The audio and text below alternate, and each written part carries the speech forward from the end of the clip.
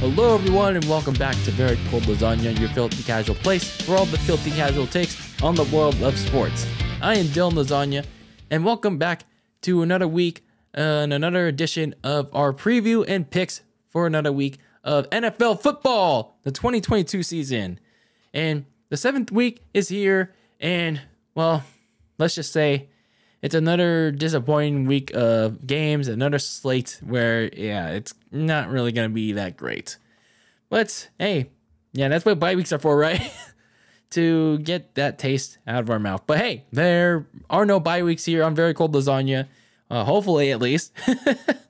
So, with that being said, let's get into our preview for Week 7. So, not a whole lot going on. Of course, we have the 4 more teams on their bye weeks. And, of course, it has to be 3 of the 4 best teams on bye. And then, you have that one team that's just so-so. Of course, those teams that I'm talking about are all 5-1 in the Buffalo Bills, the Minnesota Vikings, and the Philadelphia Eagles, all on their bye weeks, so we don't get to enjoy them for at least this week's. And then you have the LA Rams at 3-3. So all of them are on their bye week. They'll be coming back in Week 8. So going into our Week 7 game slate and our preview for this week, we started things off on Thursday Night Football only on Amazon Prime Video for $15 a month. The Arizona Cardinals beat the New Orleans Saints 42-34. Hey, we at least got some excitement this week. Finally, the month-long trend of crappiness on Thursday nights is over. So Jeff Bezos is finally getting his money's worth for once, as we finally got some offense in this game. While, the Arizona offense still kind of looks the same, even with the return of DeAndre Hopkins and the debut of new receiver from the Carolina Panthers, Robbie Anderson.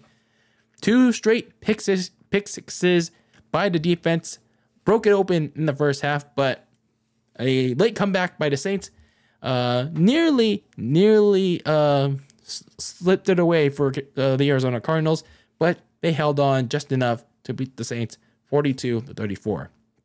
Now to get into our actual preview of games and my picks, let's get into the Sunday slate of games, starting with the early morning portion and the sad disappointment to come, unless, it's your team or whatnot.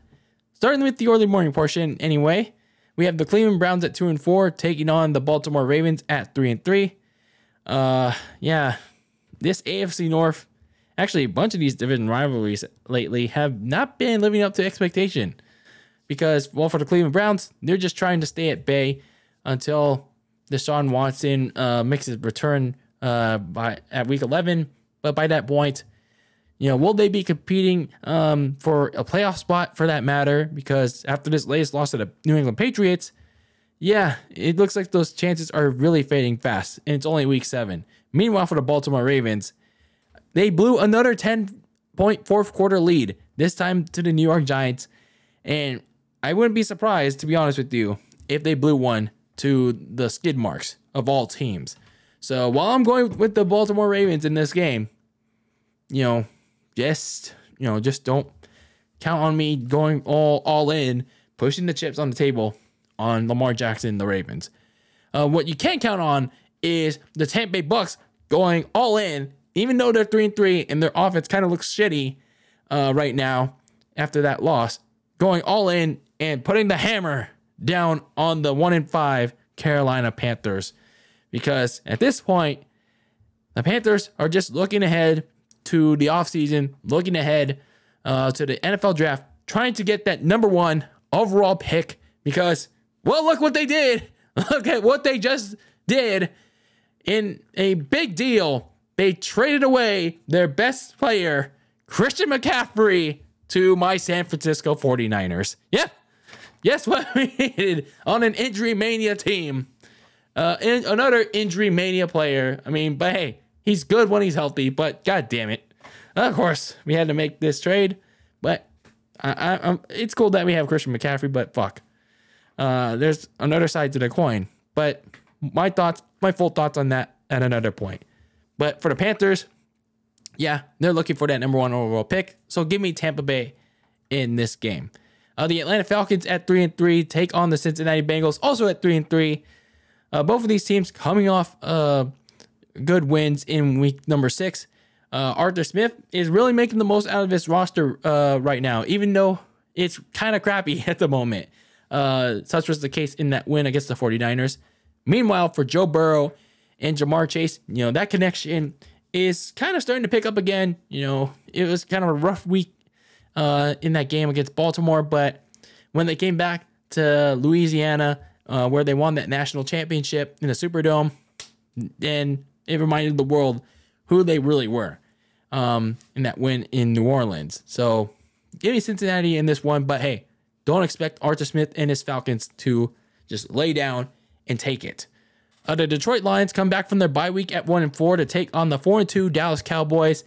Coming out of the bye, I'd like to see the Lions, and especially head coach Dan Campbell, to balance aggressiveness and conservativeness on offense, especially in the red zone, and at least for Jared Goff to not play like shit consistently. Meanwhile, the Cowboys do get Dak Prescott back in the lineup. Hopefully, his thumb won't be that impacted after that long layoff, but we'll see. We'll see what happens. So give me the Dallas Cowboys in this game. The New York Giants at 5-1 take on the 2-4 all elite Jacksonville Jaguars.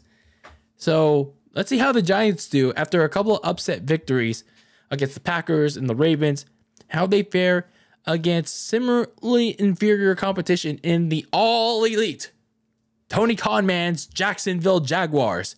Yes, Trevor Lawrence and this struggling offense, they're after winning 2 in a row, they're looking to snap a 3-game losing streak, and it's kind of a bummer, man. It really is kind of a bummer. I thought the Jags under Doug Peterson were starting to pick things up, but I guess not, and it's kind of a shame. It is kind of a shame. Maybe they're just going through some growing pains. So give me the Giants in this one, but I'll give a close edge to the Jags too. In an AFC South rematch, the Indianapolis Colts at 3-2-1, interesting record there. Going up against Tennessee to take on the Titans at 3-2, coming out of there by Matt Ryan and the offense. They had their best performance in week 6 against the Jaguars, and they're looking to keep that momentum going. Meanwhile, for the Titans, you're hoping coming out of their bye week if they're up big, they're hoping to maintain that, and even then, hopefully gain something better out of their offense, because prior to their bye, they looked kind of whack. So give me the Colts in this one, because perhaps Matt Ryan has finally found his stride, and finally settled into this offense. So give me the Colts in this game over the Tennessee Titans. And then we have the Green Bay Packers at 3-3 taking on the Washington Commanders at 2-4. Oh God. Oh God. Any given Sunday, but still, like the Commanders, really? Anyway, or the Cadavers, as the Mutant Football League would like to call it. So it's going to be another week, probably not in this game, but Aaron Rodgers and his receivers looking like dog shit because they don't have any chemistry, or they're going to be struggling to gain any chemistry against even the one of the worst defenses in the NFL, especially after they just got run down by the Jets at home. Like, my lorry. Meanwhile, for the Washington Commanders, things are getting really, really bad over there. Carson Wentz is out injured. Dan Snyder has his whole thing going on. And who knows what's going to happen with the owners versus him. And then now you have Taylor Heineke back as the starting quarterback, hoping to respark this offense in spite of a even worse offensive line than last year. So give me the Green Bay Packers in this game. Going to the late afternoon slate of games, you have the 4-2 New York Jets taking on the 2-4 Denver Broncos. Who would have seen this alternative universe happen, huh? The New York Jets surging and looking for another breakout performance after last week's upset of the Packers. Like, that was a really, really good performance by then.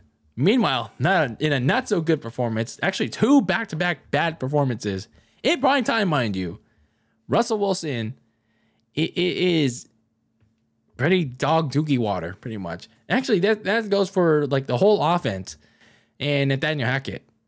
It's just not working. It is really not working for them. And what's even worse is that Russell Wilson, he suffered a hamstring injury, and he's going to try to play through it. Oh my. So good luck trying to run away from that ferocious and uprising Jets defense. Yeah, good luck with that one.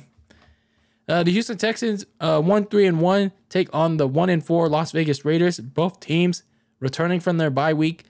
At this point for both teams, the Texans in particular, Davis Mills, you gotta get some form of improvement going. Yes, you got a crappy roster, a crappy receiving core, and not so great offensive line. But at some point, you gotta show some improvement, make the most out of your lineup.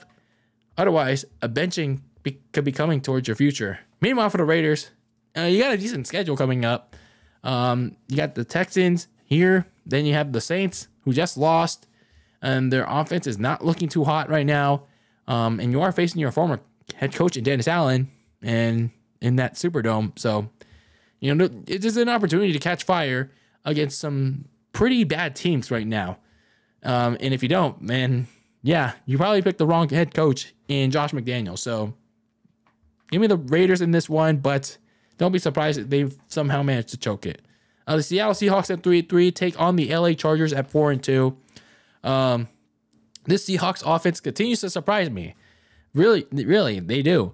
Geno Smith didn't exactly play his best game last week, but he didn't need to, because Kenneth Walker continued his rookie breakout campaign, demolishing the Cardinals defense, and he can take advantage of this Chargers run defense without Joe. I'm not sure Joey Bosa's back from his injury, but if he's not there, he can definitely take advantage of it. Meanwhile, for the Chargers, this offense, led by Justin Herbert, it's kind of getting held back because of Brandon Staley's dumbass decision making, and it nearly cost them a win on Monday night because of a lot of things, actually. So he was just lucky that Justin Herbert can play football and he can make the drives that matter most. So he's just lucky that he got a win there. So I'm not trusting the Clippers this week. No. Give me the Seahawks. Yes. Give me the Seahawks to win this game and keep the momentum rolling against the Clippers. And then, of course, we have the big matchup of the week. Ooh! We have the Kansas City Chiefs at 4-2 taking on my San Francisco 49ers at 3-3 in a rematch from Super Bowl 54, where, yes, Jimmy Garbage Fail crushed my hopes and dreams of that elusive 6th Super Bowl when he overthrew Emmanuel Sanders. Yeah, of course he did. So anyway, the Chiefs are looking to bounce back from that bad loss to the Buffalo Bills the week prior. They want to get that bad taste out of their mouth when Patrick Mahomes intercepted the football to Teron Johnson. Meanwhile, for the 49ers, they're getting some of their key players back from injury on the defensive side, and they're getting Trent Williams back on the offensive line. And who knows, possibly Christian McCaffrey is traveling to San Francisco as I'm making this on Friday. And if he is able to play on Sunday, they get a major boost in the running game and the checked out game for Jimmy G's. But, it may not be enough to beat Patrick Mahomes, Travis Kelce, and the Chiefs. So give me the Chiefs in this one.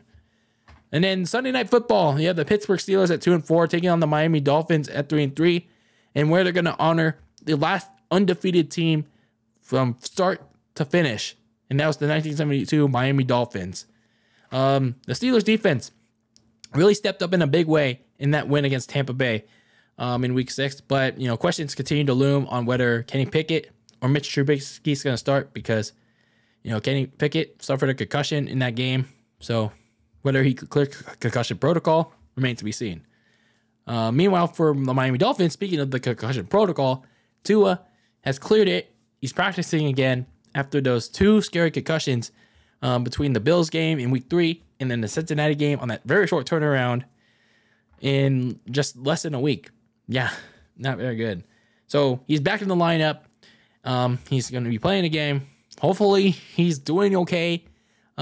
He's really okay to play, 100%. He seems okay. So as long as he's fine, then it should be fine. So give me the Miami Dolphins to win this game, but it could be closer than you think. Then, of course, another Monday night game where it has to be this crappy, this shitty, because we get to have more primetime Bears football. That's the Chicago Bears at 2-4 take on the 3-3 New England Patriots. And Mac Jones is coming back to the starting lineup after he suffered a high ankle sprain in week 3. I mean, Bailey Zappi didn't do a bad job. I guess they just really need Mac Jones back that badly. So give me the Patriots in this game. So those are my picks for week number 7. Yeah, not exactly a great week of football that's coming your way in this coming weekend. I guess if you do want to see some standout matchups, I guess I can recommend you honestly just looking at this list. If it's in your area, maybe the Falcons and the Bengals. Honestly, that's the only one I can think of. That's honestly the only one I can think of. I think the Falcons, I don't know, for as shitty as their roster is, they're somehow fighting. They are somehow fighting in this one. Yeah, that's honestly the only one I could think of. But anyway, let me know your picks for this weekend, for this crappy weekend of football, and how your team is gonna do this coming week 7. So anyway, this is DylanLasagna signing out of Very Cold Lasagna. And as always, keep the lasagnas very cold in the fridge with your takes on the world of pro wrestling and sports, icy and spicy like that Very Cold Lasagna. And until next time, peace out.